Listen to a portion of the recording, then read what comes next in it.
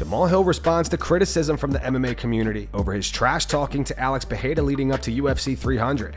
The heat from the press conference, everything, that was just fiery competitors. I'm a heated competitor. I play basketball. I'm one of those guys that gets fired up, and I'm gonna get in your face, and I come with a lot of intensity. That rub people the wrong way. It is what it is. I'm gonna continue to be who I am. Being me has allowed me to change my life, because essentially from anything I've changed my life.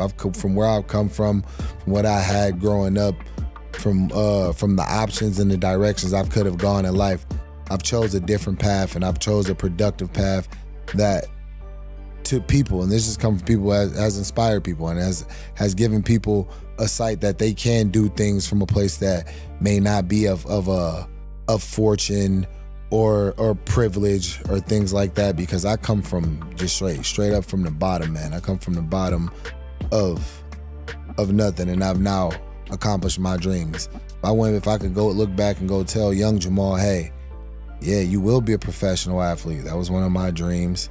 You will be a world champion. That was one of my dreams. You will be rich. That was one of my dreams. And I've now accomplished all of those. I hope that people can take from that and apply it to their life, that everything you want is on the other side of hard work. And even with the ups and the downs and all those things that may come with it, they're gonna be people that try to knock you down, that try to spit on you, that want you to feel bad, and probably want you to be as miserable as they are. Thing is, you just keep pressing forward. Ryan Garcia says that he drank alcohol every single night prior to boxing Devin Haney. This is why people need to stop believing everything on the internet and stop, living in a false reality. At the end of the day, there's a lot of real going on. The last thing you should worry about is a kid acting crazy on the internet. Real is going on in the world. Open your eyes. Kids being hurt, nobody caring. Everybody looking at it like, oh, he just crazy. It's a conspiracy. It's this, it's that. At the end of the day, that is real. And I out there put my reputation on the line, had everybody thinking I was crazy. At the end of the day, who's the crazy one now? I didn't even really want to say this, but it's the truth. Everybody needs to acknowledge, like, yo, I'm tripping. Y'all was tripping, not me. You guys were tripping. I was the one that was actually with sanity, because I'm like, yo, they're hurting little kids. Let's help them.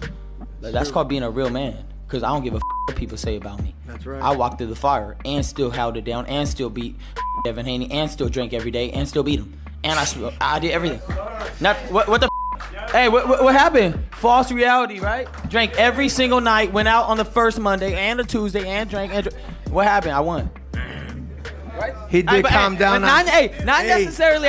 Wait. Not necessarily am I proud of that, but I'm just saying it was a statement to show you guys can't really with me. That's right. I do whatever I want. I still win. Daniel Cormier questions if Michael Chandler overvalued this fight against Conor McGregor. DC wonders if it was actually a bad decision on Chandler's part to wait for Conor, considering he's been out for 2 years now and could have been fighting and making money this whole time instead of waiting. Ben, do you think that Michael Chandler has overvalued this fight a little bit? Because now he makes a lot of money, right? He could have fought 2 to 3 times by the time this fight takes place. Is he going to make 3 times the money for this fight, or is he essentially going to just break even now because he's been sitting on the shelf for so long that he was missing money?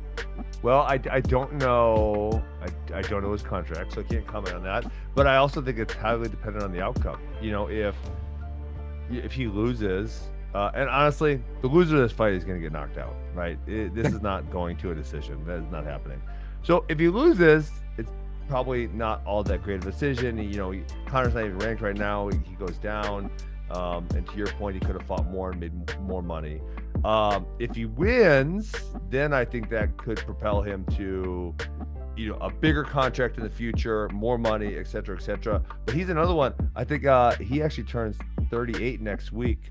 So Yeah, I mean, and, does he get pay-per-view points? That's one. That's the question. Dana doesn't like giving that out, so maybe not. Maybe that's why he's waiting so long. I don't know. So, man, I think it's too hard to say. There's too many variables at this point. I don't know why you would give pay-per-view points to someone that's not gonna drive the sales. Like, and it's not me hating on Mike. Mike's not gonna. He is exciting, but I see your point. He's not driving the sales on this one, right? When you fight Conor McGregor, Conor's driving the sales.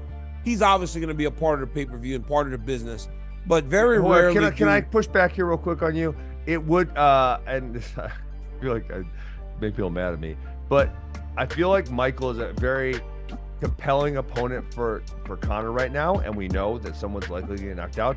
As opposed to, like, remember when he fought Cerrone and everyone's like, they just want to give him an easy one kind of thing. Like, I feel like the opponent is relevant.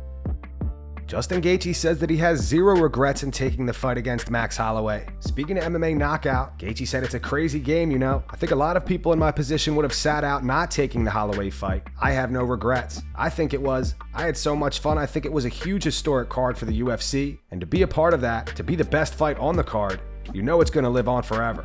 And again, it was a huge risk. I failed. And if I would have won that fight, if I got a quick knockout, I would have been taking that fight against Islam, but it's just the name of the game. I'm happy for Dustin. Good for him. Somebody had to fight. I think no matter what, win or lose, it was going to be pretty much impossible turnaround and fight in 5 or 6 weeks. So this is the way the UFC wanted to go. And so I guess, I can't complain about it because I don't want to sound like I really have no complaints because it is what it is. I'm not going to let it eat me up. A few days ago, Dana White posted a video to social media addressing people who had negative things to say about UFC 300. The first clip Dana played in the video was from Brendan Schaub. What's up, guys? As we rolled into UFC 300, the MMA experts weighed in on what they thought of UFC 300. And for all the fighters that were on this card, when I said this is the greatest card ever assembled in the history of combat sports, this is what the media thought of you guys. UFC 300 makes no sense. Is any fight on this card 300 worthy? No. Brennan responded to Dana via X. He reposted it. He wrote, "Why you bringing up old Fair play. UFC 300 was amazing." Dana responded, "That's awesome. Respect." And that's going to wrap it up for the news. Thanks for watching. For daily MMA news and content, subscribe to Full Mount MMA and click the bell icon to be notified when we post videos. Here are the 3 top comments from last video. The first one's from Nate Marks. It says, "That judge who scored it a draw proves why boxing is so corrupt." The second one says, "Masvidal thinking he could take on Gaethje tells me he's still concussed from Usman." And the final one says, "The prime curse continues. First a diss on ya, then Volk, and now Haney." Those were the 3 top comments from last video. If you want to be featured in the next one, all you have to do is comment down below. And if you missed yesterday's news, click the video on screen right now to get caught up.